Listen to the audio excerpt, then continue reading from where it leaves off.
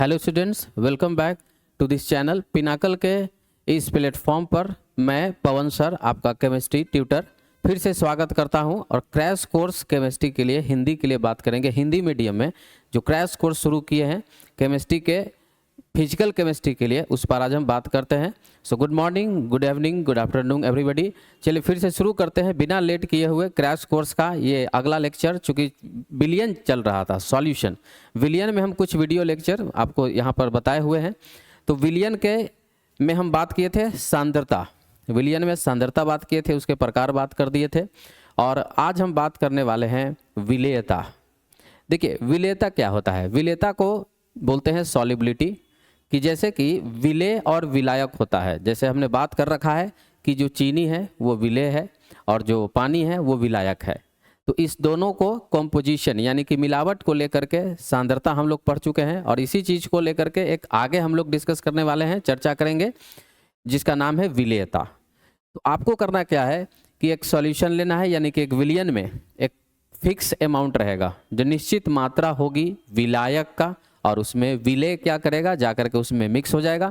कितना मिलता है, और जैसा कि जो हमारा विलियन होता है वो 3 तरह का है, बात कर चुके हैं। संतृप्त, अति संतृप्त, इस तरह का होता है। जितना भी विलेय है वो उसमें पूरा पूरा जाके घुल चुका है, अब और नहीं घुल सकता है, उसको बोलते हैं संतृप्त। तो हमारा विलियन क्या हो जाना चाहिए, संतृप्त विलियन हो जाना चाहिए।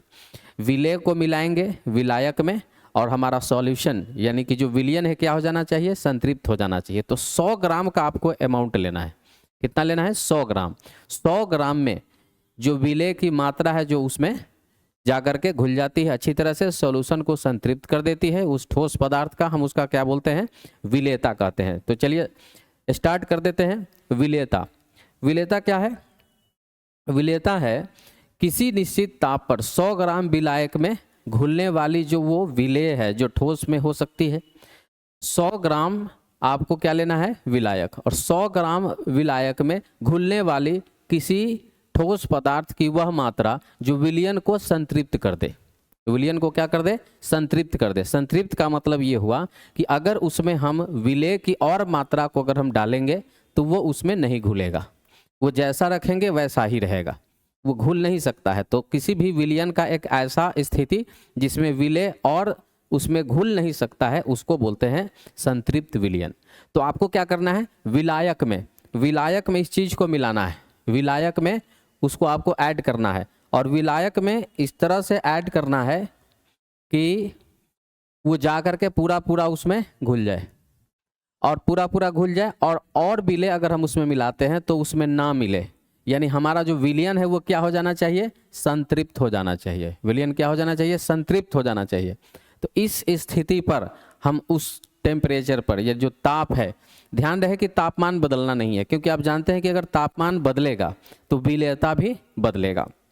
तो इसलिए उस ताप पर तापमान क्या रहेगा, निश्चित रहेगा। परिभाषा में पहले ही तापमान को क्या कर दिया गया है, फिक्स कर दिया गया है, निश्चित कर दिया गया है किसी निश्चित ताप पर। तो ताप क्या हो जाना चाहिए, फिक्स हो जाना चाहिए। तो किसी भी निश्चित ताप पर, और विलायक कितना लेना है, विलायक लेना है कितना, 100 ग्राम। विलायक हमें कितना लेना है, 100 ग्राम। 100 ग्राम विलायक लेना है, और उसमें विलेय को घुलाना है। विलेय मतलब ठोस कोई भी पदार्थ है उसको हमको घुलाना है। किसी भी ठोस पदार्थ की वह मात्रा जो विलियन को क्या कर दे, संतृप्त कर दे।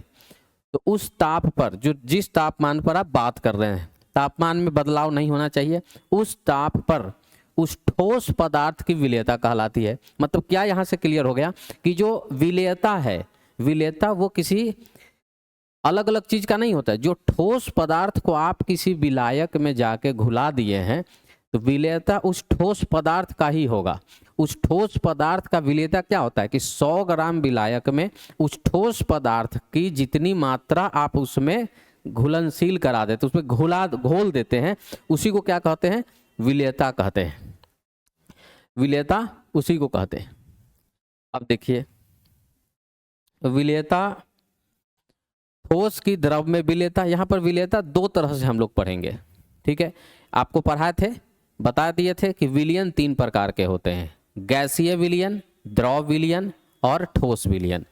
यहाँ पर जो हमारा सिलेबस बना हुआ है, जो पाठ्यक्रम है इसमें हमें लिक्विड सॉल्यूशन, लिक्विड यानी कि द्रव विलयन के बारे में पढ़ना है ज़्यादातर, फिर बाद में जो राउल्ट्स लॉ पढ़ेंगे हम लोग, और गैसीय विलयन के बारे में पढ़ना है।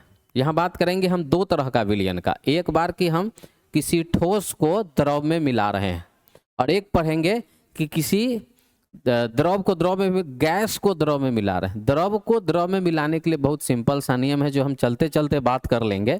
अभी जो हम लोग पढ़ने जा रहे हैं ठोसों की द्रवों में विलेयता, क्या पढ़ने जा रहे हैं? पहले हम लोग देखेंगे ठोसों की द्रवों में विलेयता। ठोस चीज को द्रव में हम घुलाने जा रहे हैं, ये कैसे होगा, ये किन बातों पर निर्भर करता है, ठीक है?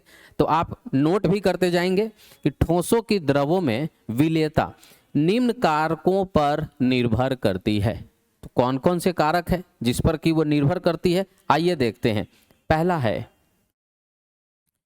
विलेय और विलायक की प्रकृति। जो विलेय है, विलेय एवं विलायक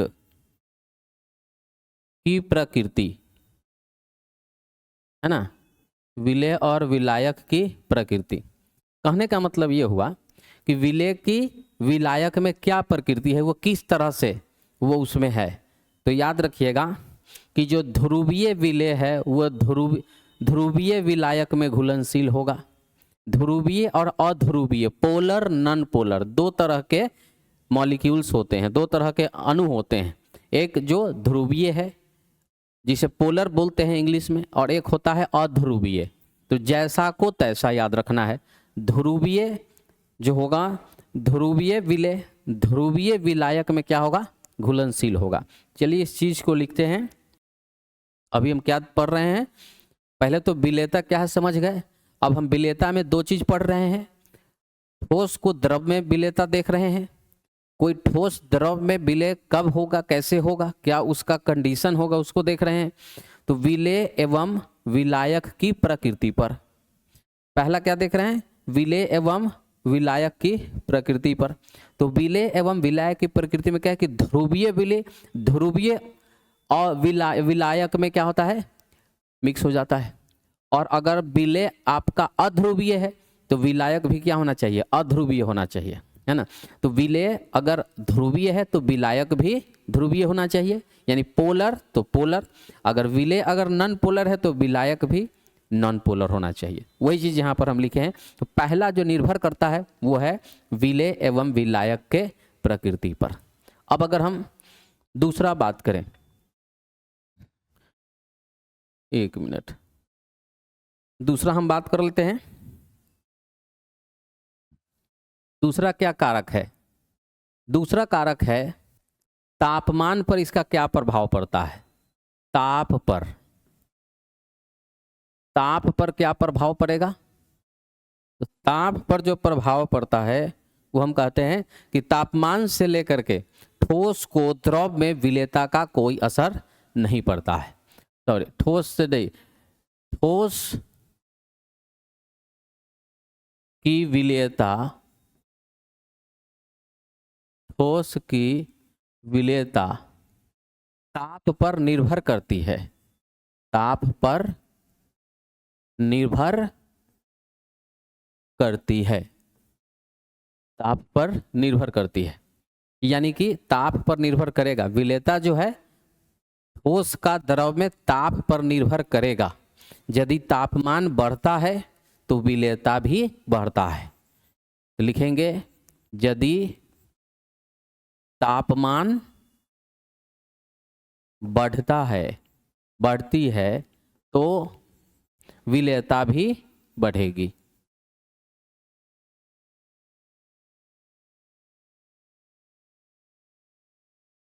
चलिए, तो पहला क्या देखे, ताप पर निर्भर करता है। पहला देखे कि उसके प्रकृति पर, दूसरा देखे ताप पर। तो ठोस को द्रव में घुलने के लिए पहले तो उसकी ध्रुवता समान होना चाहिए। दूसरा, तापमान की अगर हम बात करेंगे तो ताप पर निर्भर करता है। अगर तापमान बदलेगा तो विलेयता भी बदलेगा, उस पर यह निर्भर करता है। तीसरा, अगर हम बात करें दाब पर, तीसरी बात करते हैं दाब पर, यानी कि प्रेशर पर। कोई ठोस को द्रव में घुलने के लिए क्या प्रेशर से कोई उसका संबंध है? प्रेशर से उसका कोई संबंध नहीं है। प्रेशर यानी कि दबाव जो है, जब गैस होता है तभी उसमें बनता है, ठोस में कोई दाब नहीं होता है। तो क्या लिखेंगे कि ठोस का द्रव में विलेयता, ठोस का द्रव में विलेयता का कोई प्रभाव दाब का नहीं पड़ता है, दाब का नहीं पड़ता है ना। ठोस का द्रव में घुलनशील होने के लिए पहला उसकी प्रकृति समान होगी, तभी वो उसमें घुलेगी। दूसरी बात है कि तापमान पर क्या प्रभाव पड़ता है, तो तापमान पर प्रभाव यही पड़ेगा कि अगर तापमान बढ़ाएंगे तो घुलनशीलता बढ़ेगी, ठोस द्रव में ज़्यादा घुलनशील होगा। हालांकि ये भी चीज़ निर्भर करता है उष्मा शोषी है कि उष्मा छेपी है, ठीक है। लेकिन अगर साधारणतः अगर हम बात करें तो तापमान के बढ़ने से उसमें उसकी जो सॉलिबिलिटी है, जो उसका विलेयता है, वो बढ़ जाती है। अच्छा, तो तीसरा फिर क्या है, दाब पर क्या प्रभाव पड़ता है? ठोस चीज को आप उसमें घुला रहे हैं, ठोस के लिए कोई दाब नहीं होता है, ठोस के लिए कोई दाब नहीं होता है। तो ठोस चीज का कोई दाब नहीं होगा तो दाब से उस पर क्या प्रभाव पड़ेगा? कोई प्रभाव नहीं पड़ेगा। तो दाब पर ठोस का द्रव में विलेयता का कोई प्रभाव नहीं पड़ता है। चलिए अब आते हैं, ये तो हो गया ठोस की विलेयता, ठोस की द्रव में विलेयता। अब आते हैं गैस की द्रव में विलेयता, है ना। आइए देखते हैं ठोस की द्रव में विलेयता। तो वो तो देख लिए, गैस की द्रव में विलेयता देखते हैं, सॉरी, गैस की द्रव में विलेयता, गैस की द्रव में विलेयता। तो कॉपी में आप सब लोग इसको नोट करते जाइएगा कि क्या कहानी है, क्या सीन चल रहा है यहाँ पर। चलिए, गैस की अगर हम बात करें, पहले आप समझिए हमारे चारों तरफ क्या आपको कहीं ऐसा मिला है कि कोई गैस जो है द्रव में घुला हुआ है? हम आपको बताते हैं, हालांकि उसका अनुप्रयोग भी हम लोग यहाँ पर देखेंगे। आप सोडा वाटर लेते हैं, सोडा जल, शीतल पेय पदार्थ जितने भी हैं, पेप्सी ले लीजिए, कोका कोला ले लीजिए, स्प्राइट ले लीजिए, क्या होता है उसमें, सॉफ्ट ड्रिंक में, उसमें द्रव के अंदर गैस को घोला जाता है, गैस के अंदर, सॉरी, द्रव के अंदर गैस को घोला जाता है, हाई प्रेशर पर दबाव बढ़ा करके और एकदम ठंडा कर दिया जाता है, ठीक है। तो गैस की द्रव में विलेयता लिखेंगे कि निम्न कारकों पर निर्भर करती है। क्या लिखेंगे? निम्न कारकों पर निर्भर करती है ना। गैस की द्रव में विलेयता निम्न कारकों पर निर्भर करती है। आइए, पहला, विलेय और विलायक की प्रकृति, इसमें भी वही बात होगा, तीनों चीज देखेंगे, विलेय एवं विलायक की प्रकृति, विलेय एवं विलायक की प्रकृति। अब इसमें हम लोग चलिए देखते हैं। देखिए, जो गैस होता है तो अति मतलब द्रवित होने वाला, शीघ्रता से द्रवित हो जाने वाला, आसानी से जो द्रव में बदल जाता है, ऐसे गैस की द्रव में जो घुलनशीलता है वो बहुत ही तेजी से होती है, बहुत आसानी से होती है। तो क्या लिखेंगे कि तीव्रता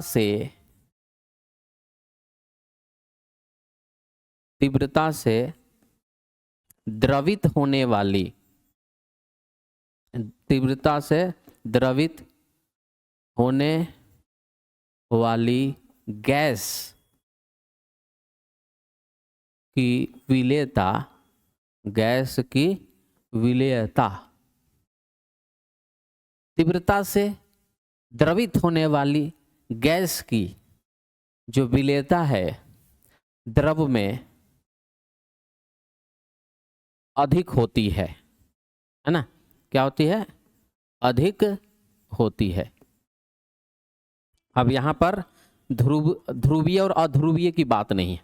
जब आप ठोस को द्रव में मिलाए थे तो ध्रुवीय अध्रुवीय की बात कर रहे थे, है ना, कि पोलर पोलर के साथ और नॉन पोलर नॉन पोलर के साथ, यानी कि ध्रुवीय विलय ध्रुवीय विलेयता के विलायक के साथ और अध्रुवीय विलय अध्रुवीय विलायक के साथ। जबकि यहाँ पर क्या होगा कि गैस में ये चीज नहीं होता है। गैस में क्या होता है, ऐसा गैस जो शीघ्रता से द्रवित हो जाती है, तुरंत वो क्या होता है, लिक्विड स्टेट में आ जाएगा। द्रव अवस्था में अगर वो आने लगेगा तो ऐसे गैस की जो लिक्विड है, द्रव है, उसमें घुलनशीलता क्या होती है, बहुत अधिक होती है। क्या लिखा गया है कि तीव्रता से द्रवित होने वाली गैस की विलेयता द्रव में क्या होती है, अधिक होती है। ठीक है, दूसरा आ जाते हैं। दूसरा है ताप पर। ताप पर देखते हैं, ताप पर क्या प्रभाव पड़ेगा। देखिए, एक चीज समझना है यहाँ पर कि कभी भी जो शीतल पेय पदार्थ जितना भी है, ढक्कन खोलिएगा उसका, और अगर वो ठंडा नहीं है तो उसके अंदर से CO2 गैस सब बाहर निकल जाएगा। उसमें होता क्या है, CO2 गैस होता है उसके अंदर। तो जो टेस्ट आपको है वो टेस्ट वाला चीज उसके अंदर डाला हुआ होता है, और फिर उसमें अधिक दाब पर, बहुत अधिक दाब पर, एकदम ठंडे अवस्था में गैसों को उसमें दबा करके और ढक्कन को बंद कर दिया जाता है। तभी जाकर के जो गैस है वो द्रव के अंदर समाहित हो पाती है। तो क्या कहते हैं कि ताप पर, जब ताप ज्यादा होगा तो वो गर्म रहेगा, तो वो जो गैस है उसका जो गतिज ऊर्जा है बहुत ज्यादा रहेगा, तो वो द्रव में जाएगा ही नहीं। तो अगर आप चाहते हैं कि गैस को अगर हम द्रव के अंदर ले जाएं तो इसके लिए ये जरूरी है कि उसको ठंडा करना पड़ेगा। तो तापमान क्या होना चाहिए, कम होना चाहिए। ठीक है, तो यहाँ पर इसके बारे में लिखेंगे कि ताप पर असर पड़ता है। अधिक ताप पर, अधिक ताप पर गैस की विलेयता, कहां पर, द्रव में, विलेयता द्रव में कम होती है। द्रव में क्या होती है, कम होती है ना। गैस को अगर बात करेंगे तो गैस अधिक ताप पर रहने पर द्रव में उसका घुलनशीलता कम हो जाती है। आगे बात करते हैं तीसरा, दाब पर। दाब पर प्रेशर का क्या असर होता है इसमें, चलिए इसको थोड़ा देख लें।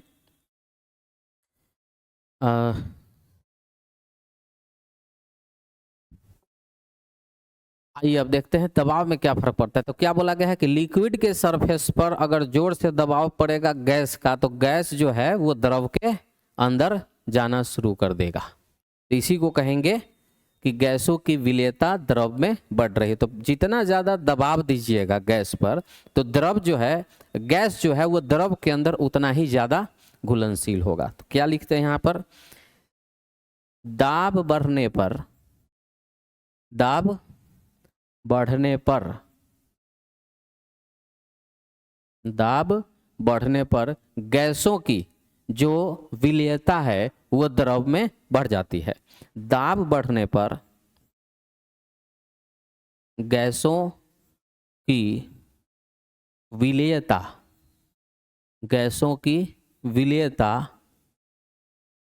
द्रव में बढ़ जाती है, बढ़ जाती है। तो याद रखना है, अभी जो हम बात किए हैं ये हम बात किए हैं गैस की द्रव में विलेयता। इसके 3 कारक हैं।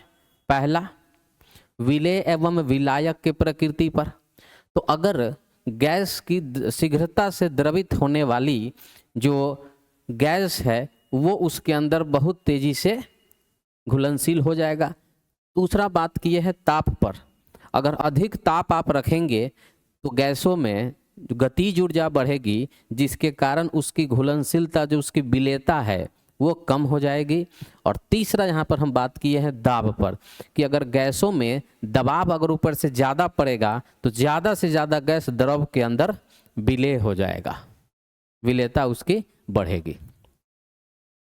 अब आते हैं, देखिए हेनरी का नियम, ठीक है, हेनरी का नियम। तो जो अभी हम ये वाला टर्म अभी हम बात कर लिए हैं कि वो किस पर निर्भर करती है, निर्भर करना बात हो चुका है। हेनरी का नियम क्या होता है? हेनरी ने गैस को द्रव में विलेय होने के लिए उन्होंने एक नियम दिया। हेनरी का नियम एक आया। तो हेनरी का नियम किसके लिए आया? हेनरी का नियम आया कि जब गैस जो है द्रव में विलेय हो रहा है उसके लिए आया है। ठोस जो है द्रव में विलेय हो रहा है उसके लिए कोई नियम नहीं, लेकिन द्रव गैस जो है वो द्रव के अंदर जाके घुल जाए, इसके लिए हेनरी ने अपना एक सिद्धांत दिया है, हेनरी ने अपना एक नियम दिया है। वो क्या नियम है आपको बताते हैं। वो कहते हैं कि गैस के ऊपर, उसको दो तरह से लिखा जाता है, गैस के ऊपर जितना ज़्यादा दबाव लगाइएगा उस द्रव के अंदर मोल फ्रैक्शन यानी मोल अंश जो होगा गैस का उतना ही ज़्यादा होगा। एक तरीका तो यह है कहने का। दूसरा समझिए, अगर गैस को आप ऑब्जर्व कर रहे हैं, महसूस कर रहे हैं लिक्विड के अंदर, तो जो घुलनशीलता है, जो विलेयता है किसी गैस का, वो हम सांद्रता के रूप में देख सकते हैं ना। किसके रूप में देखेंगे? सांद्रता के रूप में, जैसे कि मोल पर लीटर है ना, मोल प्रति लीटर के हिसाब से देखते हैं, उसको सॉल्युबिलिटी इंग्लिश में कहते हैं। तो विलेयता को हम मान लेते हैं m से, अमाउंट उसका कुछ होगा। विलेयता को अगर हम m से देख लें तो विलेयता जो है वो किस पर निर्भर करेगी कि कितना ज़्यादा आप उस पर प्रेशर लगाए हैं। तो विलेयता दो तरह से, एक प्रेशर के टर्म में है ना, दाब के रूप में, और एक मोल प्रभाज या मोल अंश के रूप में। हम दोनों को अलग अलग करके आपको यहाँ पर दिखाते हैं कैसे इसको लिखा जाए। देखिए, पहले तो आप ये लिखिएगा, किसी गैस की विलेयता, एकदम अच्छे से परिभाषा को लिखेंगे, परीक्षा में पूछता है किसी गैस की विलेयता, किसी गैस की विलेयता, साफ साफ यहाँ पर आपको दिख रहा होगा, किसी गैस की विलेयता द्रव में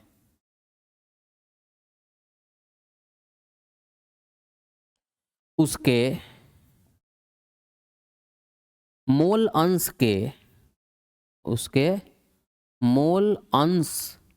के समानुपाती होता है। मोल अंश के क्या होता है? समानुपाती होता है। तो एक परिभाषा तो ये हो गया कि जितना मोल अंश उस द्रव के अंदर है तो समझिए कि उसका जो विलेयता है उतना ही अधिक है, हेनरी ये कहते हैं। और उसके बाद अगर हम यहाँ बात कर दें m, अगर हम विलेयता को m से लिखे तो सीधा समानुपाती होगा मोल प्रभाज, मोल फ्रैक्शन जिसको कहते हैं इंग्लिश में, मोल अंश भी कहा जाता है उसको। तो ये चूंकि सीधा समानुपाती है तो इसको हटाने के लिए एक कांस्टेंट देते हैं, m इक्वल साइन देने के लिए कांस्टेंट देते हैं KH, और यहाँ पर लिख देते हैं x, जिसको हम मोल प्रभाज कहते हैं, m बराबर KH इंटू x। अब यहाँ पर हम लिख दें m है गैस की विलेयता, गैस की द्रव में विलेयता, गैस की द्रव में विलेयता को कहते हैं m से हम उसको हम लिखते हैं, और x क्या है? मोल, गैसों की मोल अंश, गैस की मोल अंश, मोल अंश बोलिए, मोल प्रभाज बोलिए, अंग्रेजी में इसको मोल फ्रैक्शन भी कहते हैं। और KH क्या होता है? हेनरी का कांस्टेंट, स्थिरांक, हेनरी स्थिरांक इसको हम लोग नाम देते हैं, हेनरी कांस्टेंट। हेनरी स्थिरांक। ठीक है, तो ये चीज अच्छे से लिख लेना है। अगर परीक्षा में आता है कि हेनरी लॉ को लिखिए तो आप ये लिख सकते हैं, और नहीं तो एक और है, आइए एक और बताते हैं। दूसरा तरीका इसका है, दूसरा तरीका आपको बताएंगे लिखने का, प्रेशर के रूप में, कि जितना ज्यादा आप प्रेशर बनाइएगा। थोड़ा सा एक फोटो बना के आपको हम समझाते हैं, रुकिए, एक फिगर बनाते हैं। ये देखिए, मान लीजिए ये लिक्विड है ना, ये क्या है, द्रव है। द्रव के अंदर पहले से कुछ मान लीजिए गैस होता होगा। अब हम इसके ऊपर क्या करते हैं, एक पिस्टन लगा देते हैं, है ना। इसके ऊपर क्या लगा देते हैं, एक पिस्टन, ऐसे। और अब हम इसके ऊपर से दबाव डालते हैं। आइए इसके ऊपर से क्या लगाया जाए, प्रेशर पी। तो जब लगाएंगे, एक और चीज फिगर में हम कर दें, यहां पर गैस के मॉलिक्यूल्स हैं, यहां पर क्या है, ये सब गैस के मॉलिक्यूल्स है। हवा मान लीजिए, CO2 मान सकते हैं, तो ये क्या हो गया, गैस, है ना। या फिर क्योंकि हिंदी में लिखना है ना तो हिंदी में लिख दें। और इधर मान लीजिए कि इधर द्रव है। अब इसी डायग्राम से हम लोग इसको समझने का कोशिश करेंगे। देखिएगा क्या करना है, जितना ज़्यादा प्रेशर आप लगाइएगा तो ये जो गैस मॉलिक्यूल है उतना ज़्यादा लिक्विड के अंदर आएगा। तब प्रेशर जितना ज़्यादा लगाएंगे इस गैस, इस द्रव के अंदर दबाव जितना ज़्यादा डालिएगा, इस द्रव के अंदर गैसों की मोल प्रभाजी, मोल अंशों की संख्या उतना ही अधिक होगी। तो इसको कैसे लिखेंगे, चलिए इसको अब हम लिखते हैं कि किसी द्रव में, यह दूसरा तरीका है हेनरी के नियम लिखने का, दोनों में से कोई भी आप लिख सकते हैं। किसी द्रव में मोल, किसी द्रव में मोल अंश की मात्रा उस पर लगाए गए, उस पर लगाए गए दाब के सीधा समानुपाती होता है, सीधा समानुपाती होता है, सीधा समानुपाती होता है। तो क्या हुआ, किसी द्रव में, कोई भी द्रव लीजिए, उसमें गैसों की जो मोल प्रभाज या मोल अंश की जो मात्रा उसके अंदर है, मोल अंश की जो मात्रा है उस पर लगाए गए दाब के सीधा समानुपाती होता है। जितना ज्यादा दाब लगाइएगा उतना ज्यादा गैसों की जो मोल अंश है उसके अंदर आने लगेगा, है ना। अब इसको गणितीय रूप से कैसे लिखेंगे कि प्रेशर माने कि दबाव, गैस के ऊपर जितना ज्यादा आप दबाव लगा रहे हैं, इस गैस के ऊपर दबाव पड़ रहा है ना पिस्टन के द्वारा, तो जितना ज्यादा दाब ऊपर से लगाएंगे उतना ज्यादा अंदर, इस द्रव के अंदर गैस जो है इंटर करेगा, आएगा।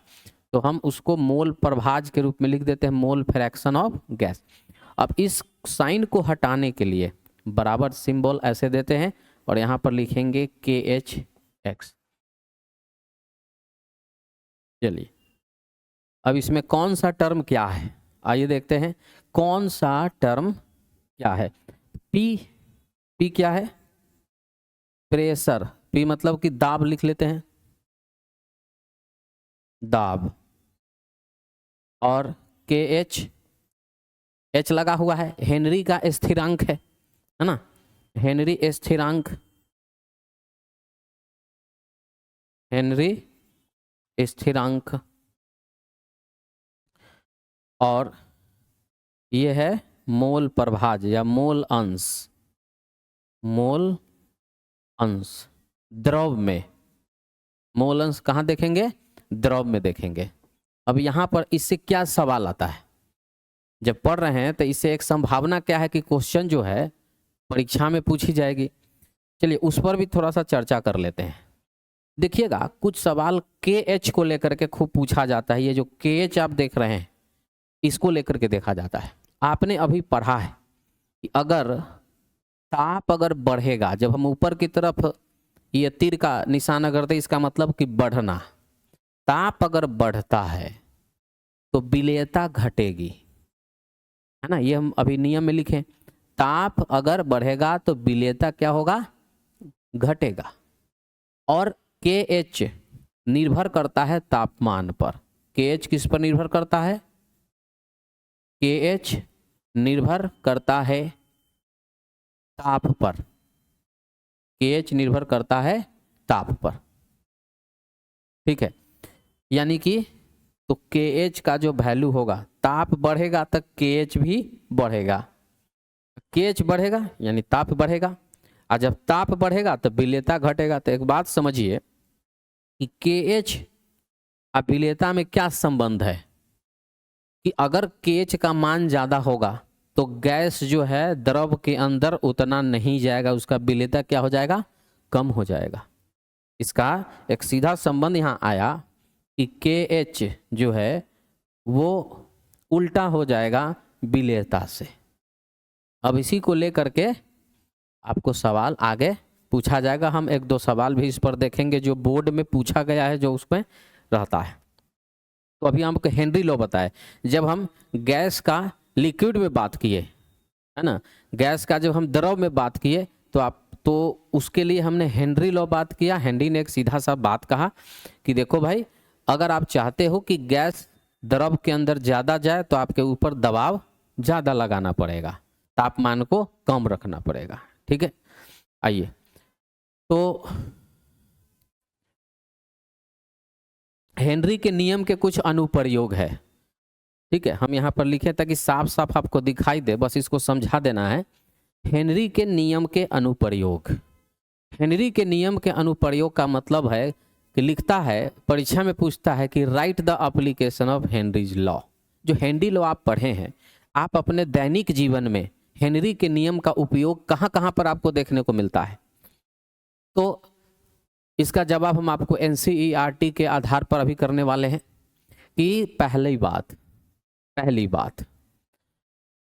बात है सोडा जल, जो हम अभी चर्चा भी कर रहे थे उसका, उसी के द्वारा समझा रहे थे। बहुत फेमस उदाहरण है, मतलब सब लोग उसको पीते हैं, समझते हैं उसको। जो कोल्ड ड्रिंक होता है, सोडा वाटर, सोडा जल, जो शीतल पेय पदार्थ जितने भी हैं, है ना, उसमें क्या होता है? कम ताप पर अधिक दाब पर, तापमान होना चाहिए कम और दाब होना चाहिए अधिक, उस पर जो है गैस को, CO2 गैस को, कार्बन डाइऑक्साइड गैस को घुला दिया जाता है, ढक्कन को बंद कर दिया जाता है ताकि गैस उसमें से बाहर नहीं गिरे। तो सोडा जल या शीतल पेय पदार्थ में जो CO2 कार्बन डाइऑक्साइड है, उसकी विलेयता जो होती है, बढ़ाने के लिए इन पदार्थों को अधिक दाब पर बोतल के अंदर बंद कर दिया जाता है। समझ गए? अभी जस्ट बता रहे थे कि लिक्विड है, उसके ऊपर गैस मॉलिक्यूल है, चाहते हैं कि ये अंदर आए तो इसको ऊपर से दबाव लगाना पड़ेगा, तभी जाकर के ये आएगा। तो इसको अच्छे से नोट कर लेना है। हम पहला अनुप्रयोग बताए हैं, हेनरी के अनुप्रयोगों को लिखे। कहेगा कि हेनरी के 3 अनुप्रयोग लिखे, हेनरी के 2 अनुप्रयोग लिखिए या एक उदाहरण बताएं। तो पहला तो ये हो गया, आपको समझ में भी आ गया होगा क्या, कि किसी भी सोडा वाटर में, सोडा जल में जो गैस है अधिक दाब पर, कम ताप पर द्रव के अंदर उसको डाल दिया जाता है ताकि उसका विलेयता ज़्यादा हो, और वो क्या करता है, उसके अंदर जाकर के अच्छे से घुल जाता है। पहला हो गया। दूसरा आइए, दूसरा ये भी बहुत अच्छा एक एग्जाम्पल है, चलिए इसको हम लोग करते हैं। गोताखोर जो होता है समुद्र में देखिएगा, पीठ पर लेकर के गैस लेकर के, चूंकि सांस लेने के लिए तो दिक्कत हो जाएगा ना, तो समुद्र में जो गोताखोर होते हैं वो अंदर जाते हैं, ठीक है। नाइट्रोजन गैस लेकर के जाते हैं। नाइट्रोजन गैस अब होता क्या है वो समझ लीजिए। जैसे जैसे वो नीचे की ओर जाएगा, ये आपको अच्छे से कॉपी में नोट कर लेना है। जैसे जैसे वो नीचे जाएगा तो समुद्र में दाब बढ़ेगा, दबाव उस पर पड़ेगा तो दाब बढ़ेगा।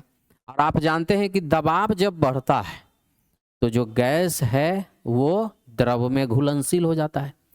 सांस के द्वारा जो नाइट्रोजन गैस है वो हल्का होता है, वो चला जाता है ब्लड में, है ना, जो रक्त है उसके अंदर चला जाता है। अब क्यों ज़्यादा चला जाए, जितना नीचे जाएंगे उतना ज़्यादा दबाव पड़ेगा तो गैस जो है उतना ज़्यादा आपके ब्लड में क्या होगा, घुलनशील होगा। हेनरी ने यही कहा था कि अगर दबाव बढ़ेगा तो गैस जो है द्रव के अंदर चला जाएगा, है ना। अगर दबाव बढ़ेगा गैस कहाँ चला जाएगा, द्रव के अंदर। तो हमारा जो रक्त है वो क्या है, द्रव है। और जो गैस हम लोग ले रहे हैं, प्रेशर अगर बढ़ेगा माने दबाव अगर बढ़ाएंगे, नीचे जाएंगे तो दबाव बढ़ेगा ही। तो जैसे ही दबाव बढ़ेगा तो ज़्यादा से ज़्यादा नाइट्रोजन गैस जो है ना वो विलय हो जाएगा हमारे रक्त में। अब क्या होगा, वो वहाँ तक तो ठीक है। अब जो गोताखोर गया है वो तो अब बाहर की तरफ कभी ना कभी आएगा। जब वो ऊपर की तरफ आता है तो दबाव कमता है। दबाव कमने से क्या होगा, गैस बाहर निकलने का कोशिश करेगा बुलबुले के रूप में। तो जैसे ही वो बाहर निकलने का कोशिश करता है नाइट्रोजन, तो बुलबुला जो है रक्त के अंदर बनने लगता है। जो नस होता है उसमें काफ़ी जोर से दर्द उसको होने लगता है और वो बीमारी वहाँ पर होने लगता है। उस बीमारी का नाम है बेंड्स। बेंड्स उसको हम लोग बोलते हैं। तो इसीलिए क्या है कि उस बुलबुला को भर दें, वो बुलबुला खाली न रहे। तो 2% के हिसाब से ऑक्सीजन लेते हैं, 98% हीलियम इस तरह से करके ले जाते हैं ताकि वो हीलियम उस जगह को भर दे और जो एक बहुत खतरनाक बीमारी उत्पन्न होता है वो वहाँ पर एक मेडिकल कंडीशन नहीं आ पाए। चलिए देखते हैं क्या है इसमें लिखा हुआ। समुद्री गोताखोर समुद्र में सांस लेने के लिए नाइट्रोजन युक्त वायु साथ में ले चलते हैं। यही अभी हमने कहा। समुद्र में गहराई बढ़ने के साथ साथ उसका दाब भी क्या होगा, बढ़ता है, जिससे नाइट्रोजन रक्त में अधिक घुल जाती है। रक्त में अधिक, यहां पर क्या होना चाहिए, अधिक घुल जाती है। जब गोताखोर बाहरी सतह की ओर आने लगते हैं तब दाब कम होने लगता है। दाब के कम होने के कारण जो रुधिर है, रुधिर में उपस्थित गैसें बुलबुला के रूप में, रक्त में जो बुलबुला के रूप में नाइट्रोजन निकलने लगता है, जिससे कोशिकाओं में रुकावट उत्पन्न हो जाती है। कोशिकाओं में क्या हो जाती है, रुकावट उत्पन्न हो जाती है और यह एक बीमारी उत्पन्न कर देती है जिस बीमारी का नाम क्या है, बेंड्स है। काफी पेनफुल होता है, दर्द होता है इसमें। इस घातक स्थिति से बचने के लिए 2% ऑक्सीजन लेते हैं, 98% क्या लेते हैं, हीलियम लेते हैं।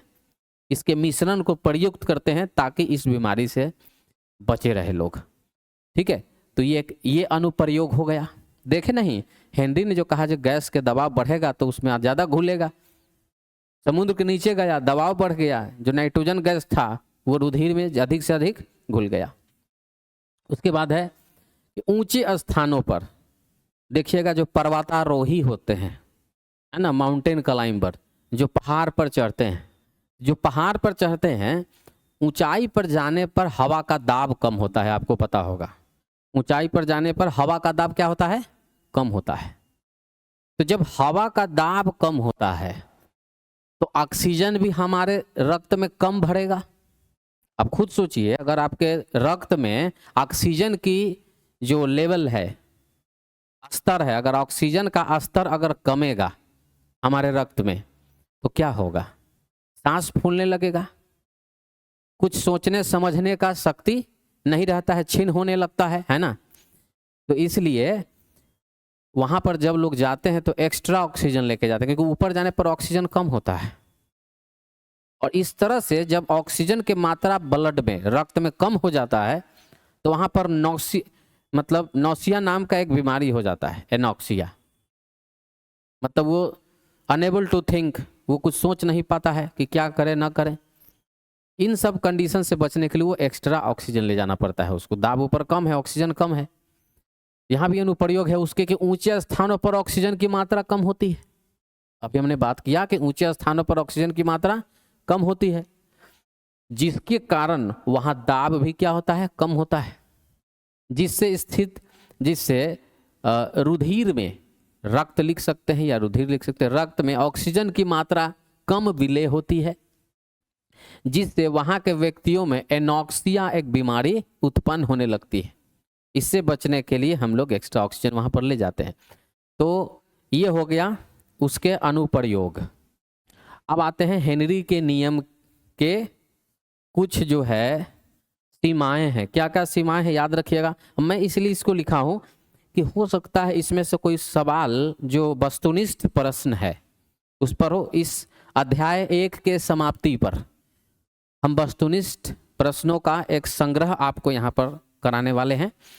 हेनरी नियम केवल आदर्श गैसों के लिए ही मान्य है, याद रखिएगा। हेनरी नियम किसके लिए है? सिर्फ और सिर्फ किसके लिए? आदर्श गैसों के लिए है ना। इसमें विलयन का दाब बहुत अधिक नहीं होना चाहिए। इसमें जो विलयन का दाब है वो बहुत अधिक नहीं होना चाहिए। इसमें विलयन का ताप बहुत कम भी नहीं होना चाहिए। अब ऐसा नहीं हो कि वो जम जाए, बर्फ हो जाए, तो उसमें फिर द्रवी जब बर्फ होके जम जाएगा तो उसमें गैस घुलेगा कैसे। तो बहुत कम तापमान भी नहीं होना चाहिए, अब बहुत अधिक दाब भी नहीं होना चाहिए। गैसों की विलेयता बहुत अधिक नहीं होना चाहिए, विलेयता भी एक कायदे में होना चाहिए। आगे बढ़ते हैं। जैसे हेनरी के नियम तो आप जान गए। इस मतलब कि लेक्चर में, आज के क्लास में जो मुख्य रूप से रहा है वो क्या रहा है? हेनरी का नियम सीखना रहा है। हेनरी के नियम क्या है? कहते हैं कि जितना ज़्यादा दबाव उतना ज़्यादा गैस जो है द्रव के अंदर घुलनशील होगा, जो मोल अंश या मोल प्रभाज के रूप में देखा जाता है।